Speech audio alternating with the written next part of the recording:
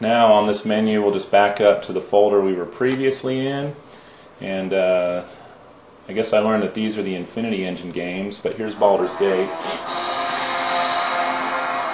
Again, remember, all this is being done without swapping DVDs or CDs. So all you really need to play this game is the laptop and the power cord, and for about an hour and a half you don't even need the power cord. Black Isle, there's another name you won't see anymore. I guess BioWare is still around in the intro movie.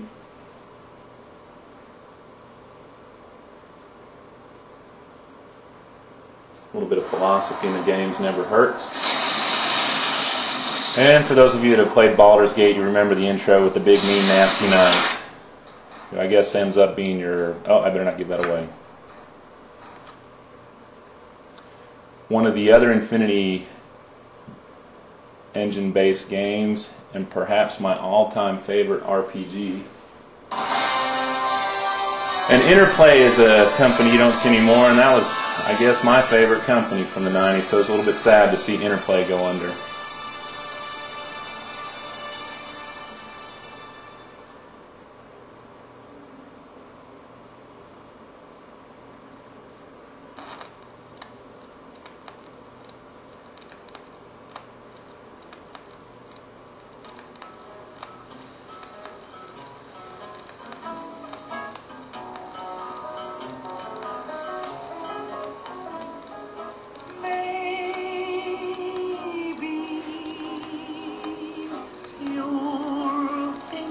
So that's Fallout, and you can see it, I believe. I haven't played Fallout 3, I've just watched some of the trailers for it, and it looks like they really did keep true to the original style and flavor of the Fallout series. Here was the game that was probably the most difficult to get running. Remember I said remember Looking Glass.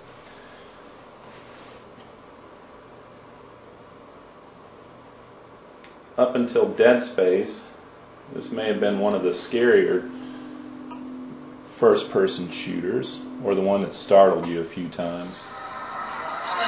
Look at you, hacker.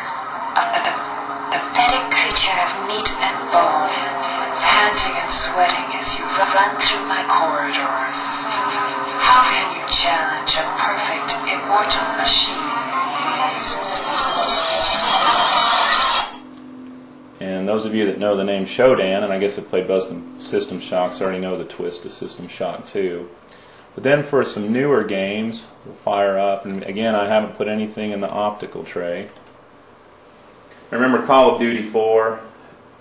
I don't know what people say about the 7950 GTX, but I'm not running this in 1920 by 1200. I'm running it in 1280 by 800 and allowing the GPU to scale it up to full screen. It's probably one of a handful of games that I have that I can't run at native resolution. 50,000 people used to live here. Now it's a ghost town. I think most of you have seen the intro to this one, and we're not going to get into gameplay. In fact, probably half of you have already turned off this video. Let's do Command and Conquer 3. Just a double click on the shortcut, and everything loads up. I don't even think the Xbox 360 or Wii is that easy anymore. I think you have to go into those menu systems and navigate your way around them, make sure you have the disc, and then go on. We'll fire this one up, then we'll do one more. And then for everybody that loves flashing LEDs, and I know there's some of you out there, we'll do my flashing LEDs. I don't know if you can see it to the right, but the Razer mouse has a LED that fades in and out. So anyway, this is firing up to Command and Conquer 3. Quit back out of it.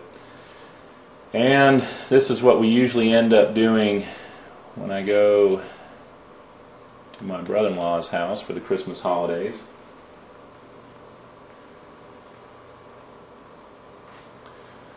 Madden 2005. Now, a lot of people have complained when I said Ultimate Gaming Machine that my GPU is a couple of generations behind and my CPU is outdated. Well, Madden 2005 is outdated too, but it's still my favorite.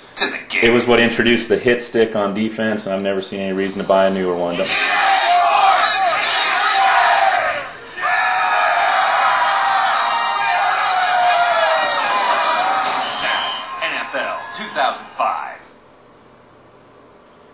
hit stick to me was the last great thing that came out of Madden. After that, you're just buying roster updates.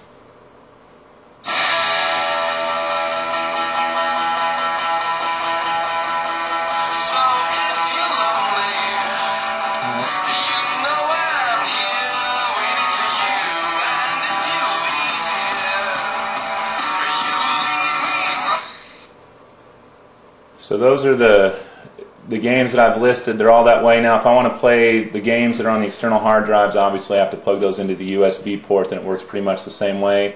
As I mentioned in one of the posts on the thread though, when trying to decide what game, most of the time I just find myself on MAME. I use Emulator as a front end. And there was my favorite arcade game from the 80s when I was a young man. Black Tiger, I could play it from beginning to end on a quarter, and usually I could do it without even losing a guy. But that's where I probably spend most of my time, is Black Tiger, Bionic Commando, and even I found myself playing Pac-Man, heaven forbid. And then, for the moment that you've all been waiting for, since some people think I bought my M1710 for the Christmas lights, we'll have to show off the Christmas lights.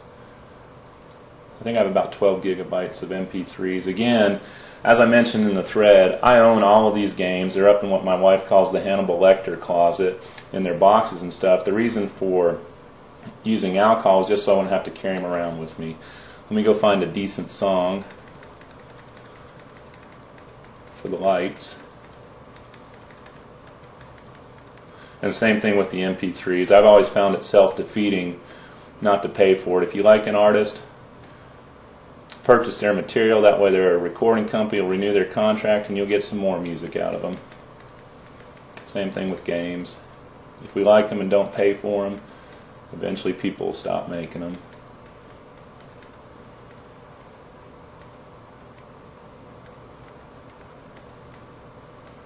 There we go. Almost there.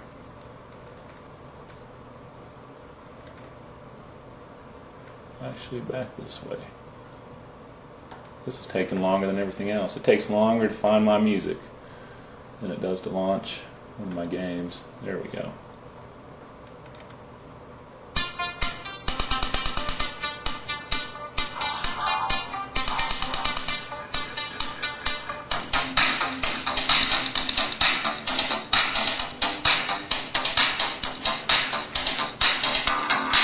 There's the lights.